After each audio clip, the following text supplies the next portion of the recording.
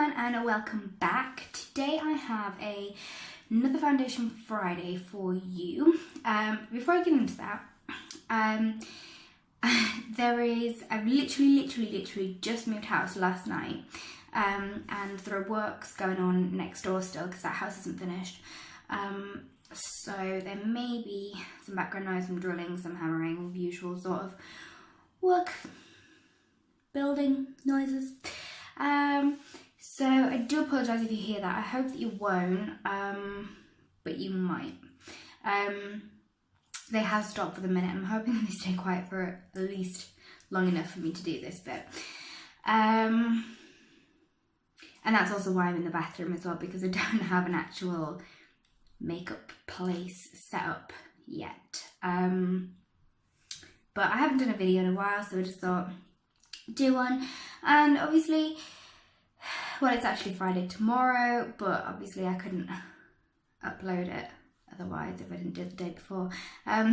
With being Friday tomorrow, I couldn't bring you a foundation Friday if I didn't make this video now. But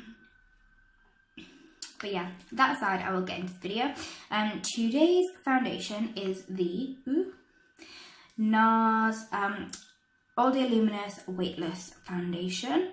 It costs £34, and it's supposed to have like 16 hours wear, like full coverage, like, you know, be really flawless. So we'll see how it goes. As always, I'm going to prime the one side of my face with the NYX Angel Veil. Just, you know, in the interest of keeping it only one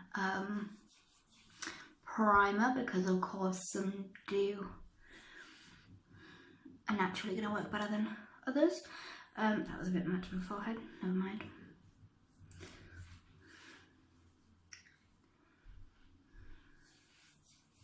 So yeah, there you go, that side is primed. The one thing to note with Nars foundations, I just knocked my nose stud, is that they don't actually come with the pump. You do have to buy that separate. Okay. So if you do want the pump that comes, well, obviously it doesn't come with it. I think at the top of my head they're about £3, if I remember correctly. But yeah, it's not overly expensive, but you know. And this is in the shade Mont Blanc as well. So I'm just going to put a bit on a beauty blender. You don't need a lot. It's really liquidy, and it's definitely one that you want to build up, rather than just sort of all lathering on in one go.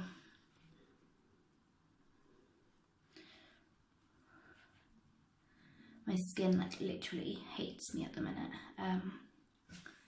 So dry. But I mean, as you can see already, it is. I don't put a lot on at all, and it is pretty full coverage for the most part.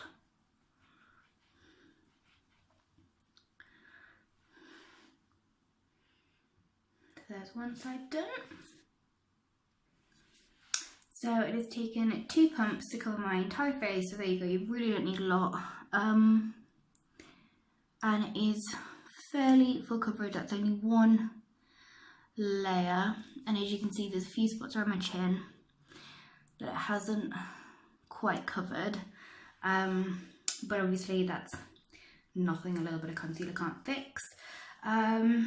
So I'm gonna just finish off the rest of my makeup, and I will be back with you in a second. Okay, so all of my makeup is done. Went a little bit overboard with the blush, but it's cool. So it is now, it is now just after 11. So I will check back in a few hours and let you know how this Nars foundation is holding up. So I'll see you in a while. Bye. So I am back with my checkup of the day, and it's not looking good. As you can see, especially around my chin and a little bit around my nose, it's caking quite a fair bit. Kind of a little bit on my forehead. It just sort of looks weird on my forehead, like it built up just in a really weird way. But yeah, I mean, you know, it stayed in place. It feels fine. It doesn't feel like really thick or anything like that. It's just caking, really. But this is probably gonna get worse. But I don't know, maybe it's just the way that I've put it on. This is a foundation that I wear quite a lot, and I do usually quite like it. But today it just doesn't seem to be cooperating. But yeah, I don't know. I'll check back later tonight and we'll see how it is, but I can't see it getting much better, to be honest with you guys. But yeah, I'll see you in a while. Hi, so I am back again with the rest of the Foundation Friday video. I know I obviously should have done it last night, but I totally forgot about it and was just knackered and just flaked out. So yeah, I'm gonna do it the next morning. So yeah, the thing was with the Nars foundation was that it did cake and flake away quite a fair bit, especially around my chin, but also around like the edges of my nose. And so it wasn't great. Having said that, it is a foundation that I do normally like, and it does wear well most of the time. I've never ever found it to wear as long as the thing, website, whatever, says that it's supposed to wear. It's supposed to wear for 16 hours. But I do tend to find that typically at around 8 hours it does start to flake a bit. But it's never anything too much that like it's a problem. But just typically when I had it on yesterday, it really was quite bad. But it was also quite a rainy day, and it was really windy as well, so I was brushing my hair out of my face quite a bit. Obviously I got rained on a few times, so I do think that contributed to it. I have noticed when I've worn it in the past that it doesn't stand up against weather at all. If it's a really windy day and your eyes are watering,